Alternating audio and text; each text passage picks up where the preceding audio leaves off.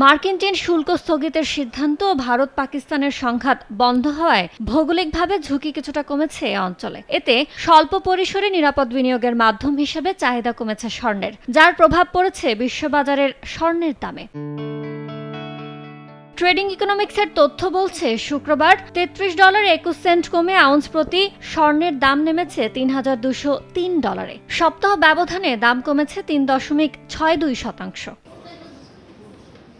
বিশ্ববাজারে কমলেও দেশের বাজারে উল্টো চিত্র স্বর্ণের বাজারে। শনিবার ভরিতে সর্বোচ্চ 1,364 টাকা বাড়িয়েছে বাংলাদেশ জুয়েলার্স অ্যাসোসিয়েশন বাজুস। রোববার থেকে 22 ক্যারেট প্রতি ভরি স্বর্ণের দাম পড়বে 1,67,098 টাকা, 21 ক্যারেট 1,59,505 টাকা, 18 ক্যারেট 1,36,714 টাকা এবং সনাতন পদ্ধতির প্রতি ভরি স্বর্ণ কিনতে হবে 1,12,978 টাকায়। চলতি বছর ৩৫ বার দেশের বাজারে স্বর্ণের দাম সমন্বয় করা হয়েছে, যেখানে দাম বাড়ানো হয়েছে ২৩ বার আর কমানো হয়েছে মাত্র ১২ বার। ইয়ানুর শিফাত, সময় সংবাদ।